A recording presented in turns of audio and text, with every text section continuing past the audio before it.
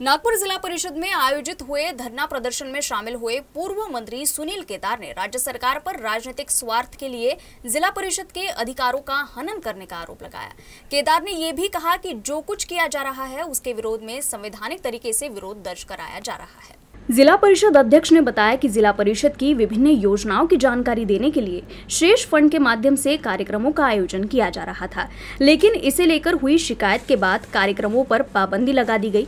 अध्यक्ष के मुताबिक जो स्थगिति दी गई है वो गलत है, क्योंकि जिला परिषद के खुद के राजस्व से किए जा रहे कार्यक्रमों को रोकने का अधिकार किसी को नहीं है। जिल्हा परिषद सेस फंड अंतर्गत विविध विभागाच्या समाज कल्याण, महिला बाल कल्याण, आरोग्य विभाग, शिक्षण विभाग आणि कृषी विभाग या विभागामार्फत विविध योजना ग्रामीण भागापर्यंत पोहोचवण्यासाठी शिबिर आणि मेळाव्याचं आयोजन जिल्हा परिषदेने स्वतःच्या शेष फंडामधून केलेलं होतं। जसं समाज कल्याणचे रामटेक आणि सावनेर येथील 2 कार्यक्रम पार पडल्यानंतर आम्ही तेथील प्रत्येक कार्यक्रमाला आम्ही स्थानिक लोकप्रतिनिधींना बोलावले होते। बाय प्रोटोकॉल नुसार कार्यक्रम आम्ही करण्यात आले, पण जे लोकप्रतिनिधी नाही आहे, जे कुठल्याच पदावर नसताना देखील त्यांनी एक तक्रार ग्रामविकास मंत्र्यांना केली आणि ग्रामविकास मंत्र्यांना तक्रार केल्याने त्यांनी डायरेक्ट सचिवाचं पत्र न काढता डायरेक्ट विभागीय आयुक्तांना रिमार्क केल्यामुळे आमचे कार्यक्रम शेष फंडा अंतर्गतले कार्यक्रम सगळे थांबवण्यात आले, स्थगिती देण्यात आली।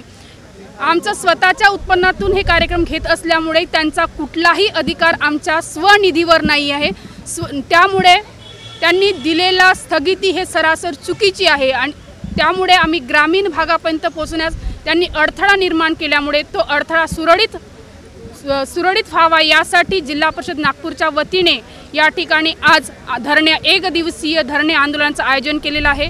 या भारत देशामध्ये राष्ट्रपिता महात्मा गांधींनी हा दिलेला विचार आहे, हे दिलेली प्रथा परंपरा आहे। लोकशाहीमध्ये लोकप्रतिनिधीवर समजा अन्याय होत असेल तर धरणे करण्याचा मूलभूत त्याचा अधिकार आहेच, हे त्यांनी त्यावेळेस सांगितलं।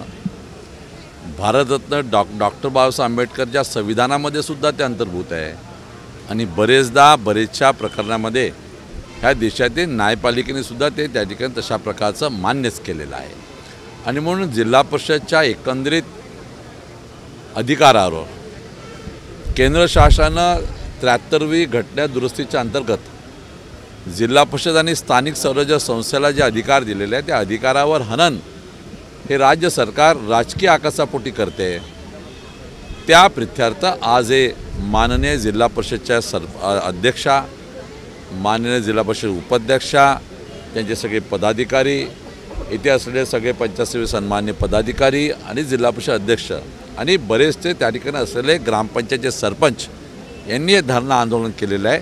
आणि मला असं वाटतं की लोकशाहीमध्ये लोकांचा आवाज सरकारपर्यंत आणि त्या ठिकाणी राज्यकर्त्यापर्यंत पोहोचण्याचा हा मूलभूत दिलेला मंत्र याचा त्या ठिकाणी पूर्ण उपयोग होता है। वही उपाध्यक्ष कुंदा राउत ने कहा कि ग्रामीण भाग में कांग्रेस की मौजूदा पैठ से भय की वजह से सरकार इस तरह के काम कर रही है। इसके पीछे का मकसद राजनीतिक है, जिसके माध्यम से कांग्रेस के कामों को जनता तक नहीं पहुंचने देने का है, लेकिन विरोधी इसमें सफल नहीं होंगे।